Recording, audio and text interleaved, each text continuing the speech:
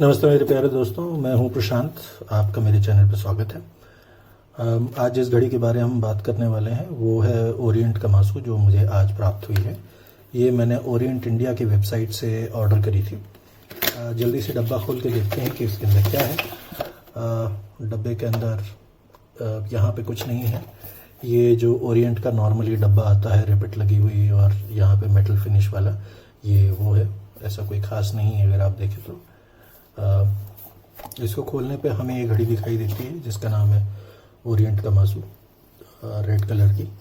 इसके साथ ही इसके ये नॉर्मल पिलो जैसा है और इम्पॉर्टेंट चीज़ ये है जो इसके साथ ये बिल्ले लगे हुए हैं। नॉर्मली आप अगर घड़ियाँ देखें तो उसके अंदर आपको सिर्फ ये वाला हैंग टैग मिलता है, बट इसमें दो है। तो सबसे पहले ये देखते हैं, इसके अंदर ये जो नंबर लिखा हुआ है RA-AA-000-3R19B, ये इसका मॉडल नंबर है। और जो दूसरा हैंग टैग है उसमें लिखा हुआ है ओरिएंट और इसके पीछे लिखा हुआ है SKURAAA003R19B। अब ये जो है ये अलग है बट दाम वही है। और इसके अंदर manufactured by Seiko Epson corporation है और दैट्स ऑल। फरवरी 2021 में इंपोर्ट करी गई है, तो मतलब ये इंपोर्टेड घड़ी है। इसके साथ ही हमें मिलता है इसका ऑटोमेटिक एंड हैंड वाइंडिंग, कैसे मैकेनिज्म इसका यूज़ करना है वो। साथ में ही इसका गारंटी कार्ड, हमको 1 साल की गारंटी मिलती है ओरिएंट की तरफ से। ये इसका स्टैम्प्ड गारंटी कार्ड है, ये देखिए मेरे नाम पे है और ये 26 तारीख को मैंने खरीदी थी और आज ही मुझे मिल गई है। इसके बाद अगर हम बात करें तो हम जल्दी से बात करते हैं इस घड़ी के बारे में। देखिए, इस घड़ी का नाम कमासू जो है वो इसलिए है क्योंकि जापानी में बैराकूडा जो मछली है जिसके दांत बड़े नुकीले होते हैं, उसको जो है कमासू कहा जाता है। बैराकूडा मछली को हमारे देश में दानदोशी के नाम से जाना जाता है ज़्यादातर जगहों में। फिर बाकी भी इसके नाम है जो मुझे नहीं मालूम है।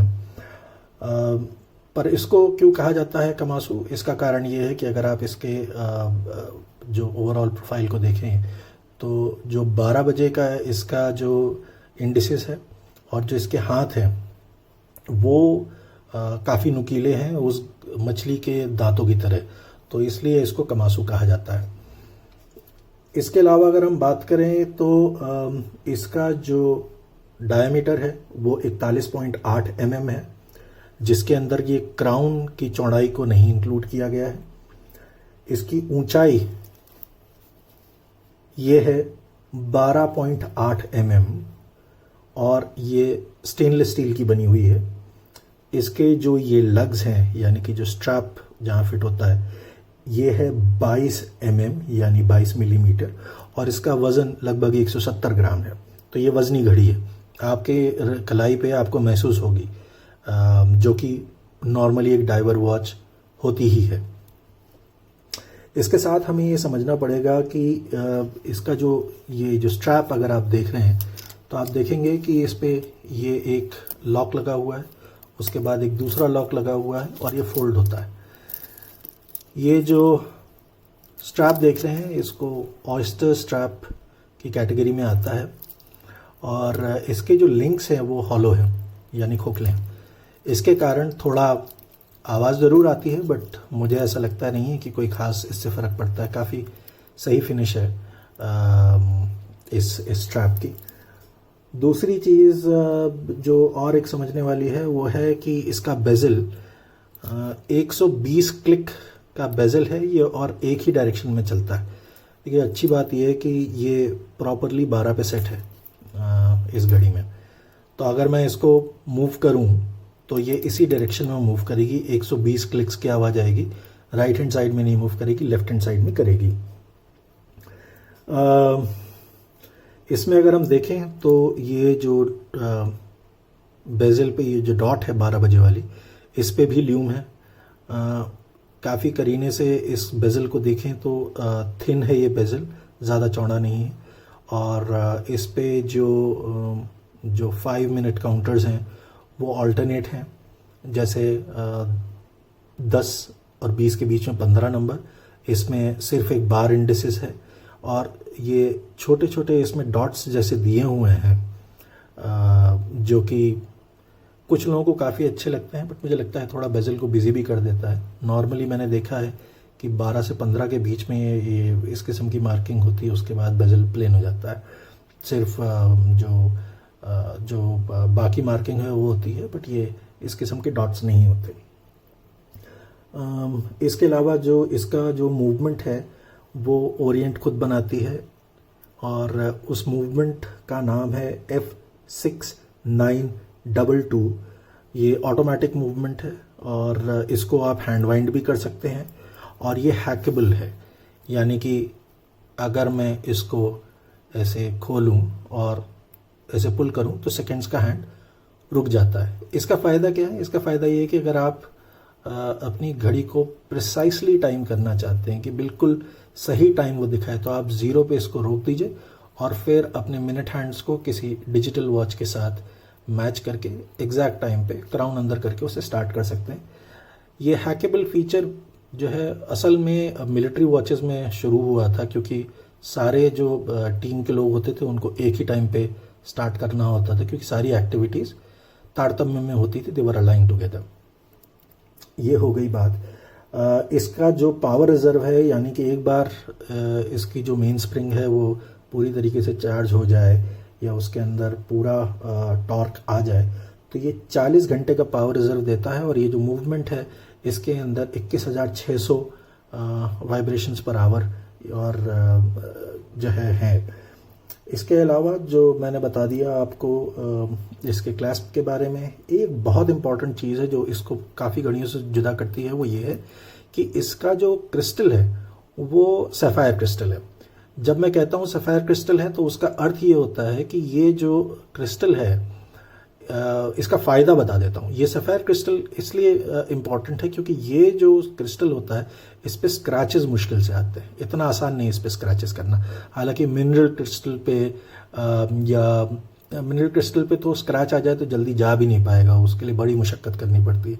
एक्रिलिक क्रिस्टल पे फिर भी हो सकता है, बट डाइवर वॉचेस के अंदर एक्रिलिक क्रिस्टल्स आजकल के समय में जो नई घड़ियाँ आ रही हैं उसमें तो आई थिंक सिर्फ जो रशियन घड़ीज़ हैं ये एम्फीबिया वगैरह उसमें आ रहा है। बाकी मुझे पता नहीं, अगर आप लोगों को पता है तो आप कमेंट्स में बता दीजिएगा मुझे। और चूँकि मैंने बताया कि इसके अंदर ये जो है क्राउन थ्रेडेड है, यानी कि एक बार इसको आप बंद कर दें तो बिल्कुल अच्छे से, ये जैसे कहते हैं ना हम लोग हिंदी में चूड़ियों वाला सिस्टम है इसके अंदर। ये चूड़ियाँ बंद कर दी आपने, बस हो गया। तो अब इसमें क्या है, इसके अंदर पानी नहीं जा सकता। इसको पहन के आप जो है 200 मीटर तक पानी में उतर सकते हैं, इसकी वाटर रेजिस्टेंस होती है। और अब अगर आप पीछे देखें तो इसमें ये मेंशन्ड भी है, इसमें लिखा हुआ है, ये देखिए यहाँ पर वाटर रेजिस्टेंस 20 बार, यानी कि एक बार जो होता है वो 10 मीटर के बराबर होता है। स्टेनलेस स्टील है, सफ़ायर क्रिस्टल है, इसके अंदर जापानीज मूवमेंट है उसके बारे में लिखा हुआ है और ये मॉडल का नाम लिखा हुआ है। तो ये इंपॉर्टेंट चीज़ है। अच्छा, ये जो है 4 रंगों में आती है, ग्रीन, रेड, ब्लैक और ब्लू। मुझे रेड इसलिए अच्छी लगी क्योंकि एक तो मेरे कलेक्शन में रेड किस्म की घड़ियाँ नहीं थी ज़्यादा। मेरे पास डाइवर में बस एक सीको मॉन्स्टर है, सीको 5 मॉन्स्टर एक वो है। तो मैं चाहता था कोई थोड़ी मॉडर्न और अपबीट किस्म की घड़ी हो, तो वो मेरी जो ज़रूरत थी वो इससे पूरी हो गई। शायद मैं ग्रीन कमासू भी लूँ, बट अभी मेरा कोई मतलब अभी तक मैंने डिसाइड नहीं किया। और इसके अलावा हाँ, जो सबसे इम्पॉर्टेंट चीज़ है जो काफ़ी दिल दुखाने वाली है वो ये है कि हालांकि ओरिएंट यूएसए जब ये घड़ी बेचता है तो $280 में बेचता है और उसके अंदर कुछ ना कुछ आपको डिस्काउंट कूपन वगैरह भी मिल जाते हैं। तो कहीं 10% डिस्काउंट मिल जाता है, कहीं 5% या शिपिंग फ्री हो जाती है, तो वो है। और अगर टैक्स वगैरह भी लगा दे वहाँ पे, मुझे नहीं पता टैक्स इंक्लूडेड है उस सेल प्राइस में कि नहीं, बट अगर मान भी लें कि उसमें इंक्लूडेड है और आप जो भी पेपैल वगैरह की फ़ीस सब लगा लें तो भी ये 22,000 के आसपास इसकी कीमत पड़नी चाहिए। जबकि हिंदुस्तान में, इंडिया में इसकी, भारत में 31,990 यानी लगभग 32,000 रुपये लगभग 10,000 रुपये एक्स्ट्रा पे करने पड़ रहे हैं। हमें क्यों पे करने पड़ रहे हैं एक्स्ट्रा? क्योंकि ये इम्पोर्टेड घड़ी है, इस पर इम्पोर्ट ड्यूटी लगती है, ये कारण है। तो अगर आपके कोई मित्र हैं जो बाहर हैं तो आप वहाँ से मंगा लीजिए, उनके थ्रू अगर आ सकता है। बट अगर वो फिर कस्टम में फंसेगा तो आपको फीस देनी पड़ेगी, उनको देनी पड़ेगी। तो ये सारी चीज़ें कई लोग मंगा लेते हैं, मैंने भी कई मंगाई हैं मेरे दोस्तों से, जो है वो ले आए हैं।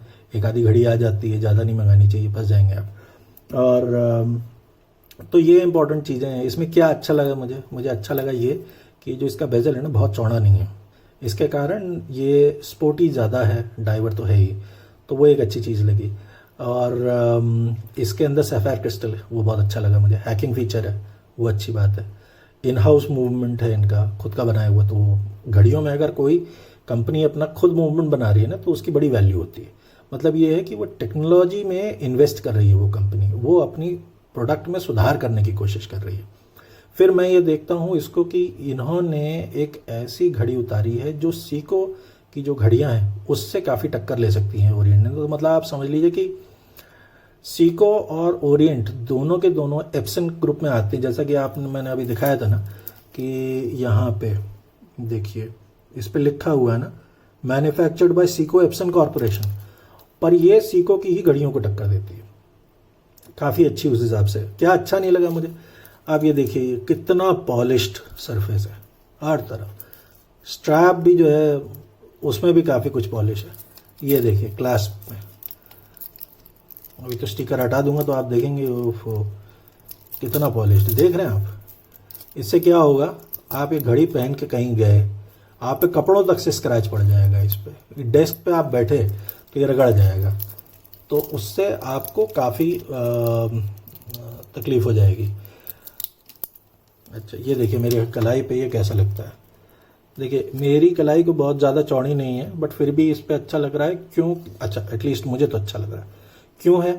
क्योंकि डाइवर वॉचेस वैसे भी बड़ी जो होती हैं वो भी छोटी लगती हैं। और एक चीज़ जो मैं आपको बता दूं, आप शायद आपने गौर नहीं किया हो या किया हो तो बड़ी अच्छी बात है, वो ये है कि जिन घड़ियों का ये जो लग्स होते हैं, ये जगह जो है ना जहाँ पर आपके स्ट्रैप जुड़ते हैं, अगर ये बहुत ज़्यादा लंबे नहीं है ना तो ये घड़ियाँ बहुत फिट बैठती हैं कलाई पे, अच्छे से इनका आ जाती हैं।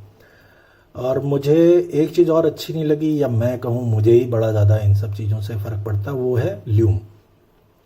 तो मैं ये सोचता हूँ कि अगर इसमें जो ल्यूम है वो बाकी भी इंडिसेस में जो है बेजल के अगर होता तो ये घड़ी और ज़्यादा अच्छी लगती, चार चांद लग जाते मेरे लिए, ठीक है ना।